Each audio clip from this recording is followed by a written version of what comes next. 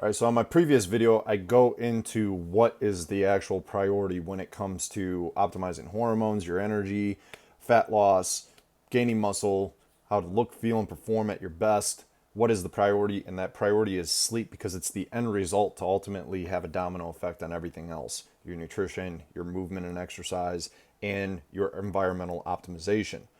That being said, I'm going to be getting into the hormonal aspects of how sleep deprivation or poor sleep in general. This could be lack of duration. This could be waking up and getting up and going to bed and not being able to fall asleep right on time, or any type of limitation in sleep where you don't hit the pillow, go to bed, wake up and feel energized. You have some opportunity to optimize your sleep here. And I'm going to be going into the negative effects of how lack of sleep, lack of optimized sleep, is going to hinder hormones, which ultimately impact how you think, how you behave, and ultimately the results that you get or don't get. And there's a cascade of issues that come from this.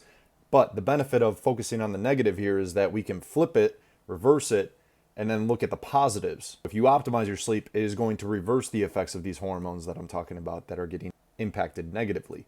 Then you can start to take more concise and direct action towards optimizing your sleep through optimizing your nutrition, your movement and exercise, and optimizing your environment. Case in point, case in point. And I got some more details and tricks and hacks and all sorts of things that can optimize things. I'm going to go over the hormones in this video. It's going to help educate you and help you understand at a deeper level of how sleep is the priority to ultimately get you to your goals, and how we can do that ultimately through nutrition, movement, and environmental optimization. Now, I want you to keep in mind too that all these things that I'm going to be listing off, these hormones that are impacted by poor sleep, are impacted by poor nutrition, poor movement, and poor environment as well.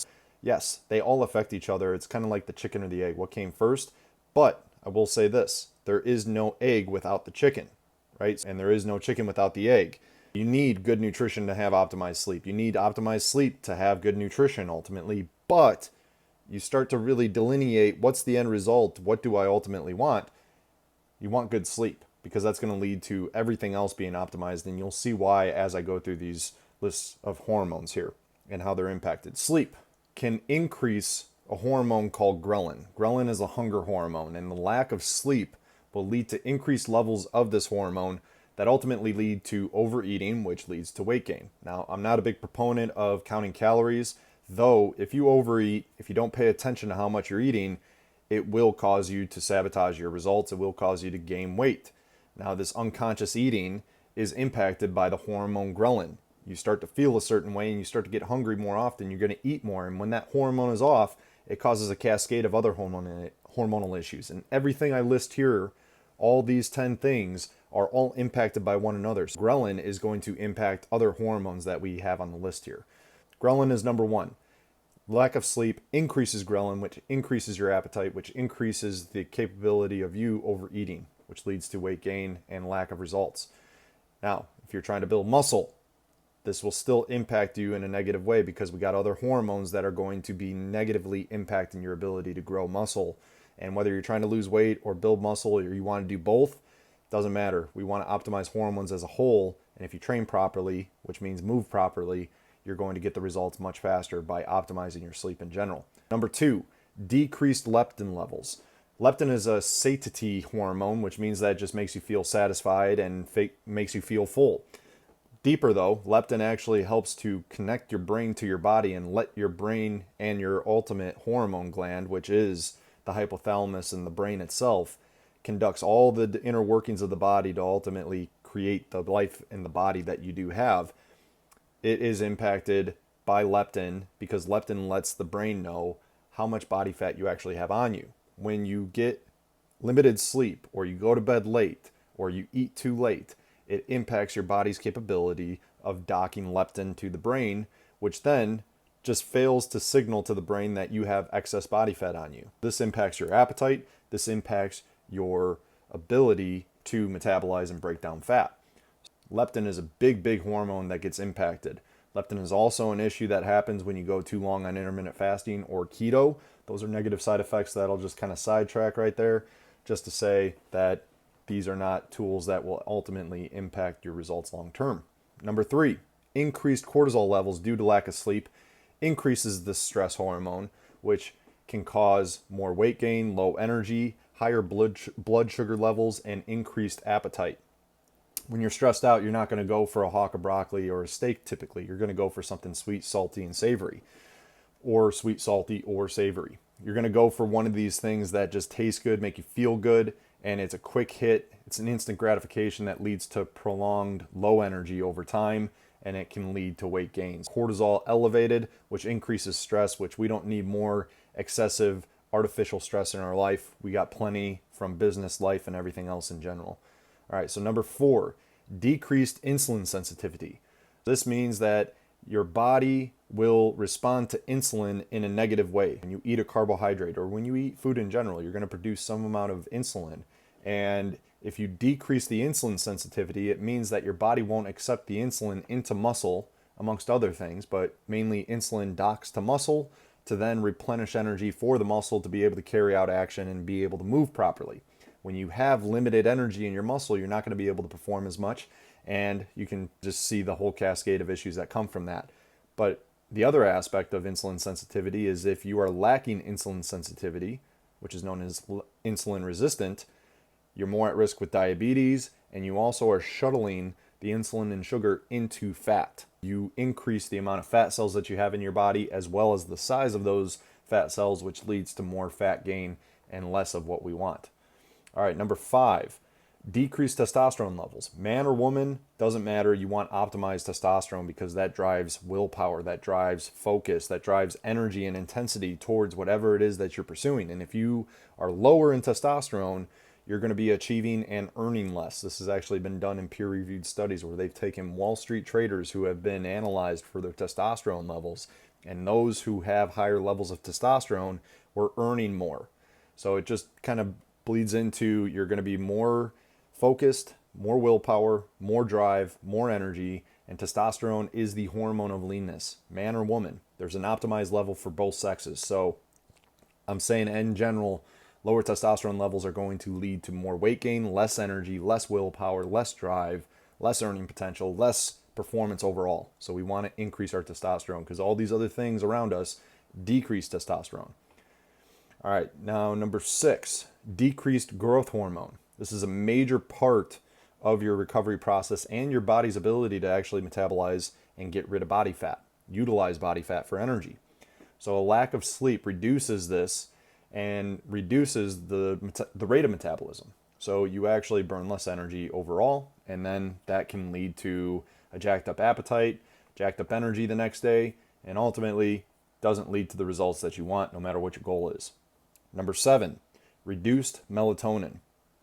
Melatonin is the ultimate antioxidant in your body. It helps to reboot the nervous system, recharge everything, and when you're lacking in melatonin, you are going to be causing inflammation in your body, which will be one of the other points I get into. But melatonin is one of those hormones that is released at night based on when and how you start your day. So to have a good night, you have to have a good day. And that is around how you eat, when you eat, and what you eat, as well as the movement and a lot of other environmental factors, including sunlight exposure and blue light exposure. These all impact our circadian rhythm and your internal clock, which ultimately sets the timer for when you're going to secrete melatonin. So environmental optimization, movement, nutrition, these things all impact your sleep quality, and it impacts when and how much you release with the melatonin. All right, so number 8, increased risk of insulin resistant. We just went about this with the insulin sensitivity. So the opposite of insulin sensitivity, which shuttles insulin and sugar into your muscle, is you decrease insulin sensitivity and you increase insulin resistant, which shuttles insulin and sugar into your fat. That's a bad thing. So this increases the risk, as I said, of type 2 diabetes, and it makes it harder to lose weight. You also have less energy, and you also have less poor energy balance. You'll get the midday crashes and all sorts of other issues that are associated with this as well. Number 9, increased inflammation. This is just a very broad explanation to causing more chemical stress in your body. So this means that you're higher risk of injury. This means that you're going to be breaking down muscle and other tissues more readily. You're going to have lower testosterone, It's going to slow down your exercise and your willpower to ultimately stay consistent on nutrition, movement, and environmental factors, as well as, let's just call it lifestyle, right? You're going to be just dragging yourself through you got a gunky engine when you have increased inflammation. Low back pain, brain fog, gut issues, poor sleep is a sign and symptom of inflammation. All these things going on are ultimately causing and hindering your results as a whole and limiting the effect of nutrition, movement, and environment in the positive ways. So if you're eating healthy, you're still limiting the potential of absorbing those nutrients and utilizing those nutrients because of the lack of sleep. So increased inflammation when you get lack of sleep or when you have poor sleep. And then number 10, disrupted metabolic function. So lack of sufficient sleep can disrupt the normal metabolism. So this is your ability to detoxify. This is your ability to retain information, memory, recall, and ultimately your creativity, your imagination, your ability to stay focused, right? So your performance, your livelihood, your ability to lead, the ability to grow in multiple ways, not just physically, but mentally, emotionally, spiritually. All these things are impacted when you have lack of sleep. Now, you could argue that maybe going on a fast may improve your mental clarity, it may improve your focus.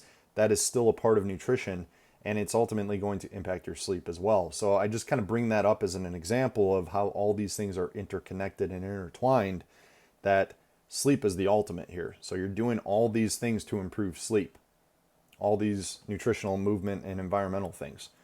So all that being said, these are the 10 things that lead to hormone imbalance from lack of sleep. So now that we know the negatives, we can flip it in reverse and say, okay, improving sleep increases your metabolic rate. It increases your ability to produce melatonin, which is a powerful antioxidant, which is going to recharge your nervous system and thus your body and your hormones. It's going to decrease the risk of insulin resistance, which decreases your risk of diabetes and other diseases. It decreases inflammation, so it reduces chemical stress in your body so you look, feel, and perform better, right? Weight loss or fat loss is actually the result of reducing inflammation, getting rid of toxins at a faster rate than which you can accumulate, which means that you're going to hold on to the good energy and get rid of the bad, so to speak. You're going to increase human growth hormone production. You're going to increase testosterone. Optimizing your sleep is going to decrease cortisol, which allows you to respond more to stressors as opposed to be reactive, which creates a better outcome for you. And you're going to increase leptin levels, this hormone that is based on our circadian rhythm, much like melatonin, and allows your body to connect to your brain to tell it, hey, I have excess body fat, we need to get rid of this. This ends up optimizing your appetite, this optimizes your food intake, and this ultimately has the impact of optimizing your sleep, your energy, how you look, feel, and perform. And then finally, you will decrease ghrelin levels, which is that hunger hormone, so that you eat less naturally because you're retaining energy at a better rate when you sleep. And you retain better energy when you reduce body fat and detoxify properly. So all these things are interconnected. And I could continue on and on and on about how each individual hormone is connected to the other. But your ultimate takeaway is to understand that you eat, move, and optimize your environment, all to ultimately automate the sleep process, which then just stacks the deck in your favor hormonally as well as metabolically as a whole to get the results that you want. All right, so that's where I think the true north is when it comes to ultimately enhancing your hormones, your health, and your results, is ultimately by shaping nutrition, movement, and environment around optimizing your sleep. And that's going to have the domino effect to affect everything else. And this is really with a holistic approach, right? You can pick one deficiency or one dysfunction, and when you address it properly, everything else enhances. So if you have opportunities to enhance yourself in any of those 4 categories, you're going to improve the whole. But if you start to focus it on it from a perspective of what you can automate, which is sleep, and I think that's an interesting perspective to look at this from. The things that you can automate and systematize are ultimately going to make other things either easier to achieve or even obsolete to even address them. So if you want to find out more information about how you can do all this, I have a metabolic assessment. This is an in-depth assessment that looks at you from head to toe, inside and out. It assesses gut health, hormone health, detoxification, blood sugar management, adrenal function, central nervous system, brain function, and neurotransmitters, head to toe, inside and out. And if you want to find out what your deficiency or dysfunction is, this is really the first step in assessing and figuring out what priority you need to focus on to ultimately enhance yourself holistically. And this is really the foundation to my program. So you're getting it for completely free. Send me a message and I'll send you the link, and you can go ahead and take that assessment. You can look at the results and give you feedback. That'll give you the information about knowing where you're at, and then ultimately what you need to do to enhance yourself to get to the results that you deserve. So appreciate you tuning in. Hopefully this gave you some good value and some good insight, and ultimately the direction and motivated you to take action to achieve the results that you ultimately desire. So I look forward to working with you and finding out more about what we can do to enhance your health. Till next time, I'll see you later. Take care.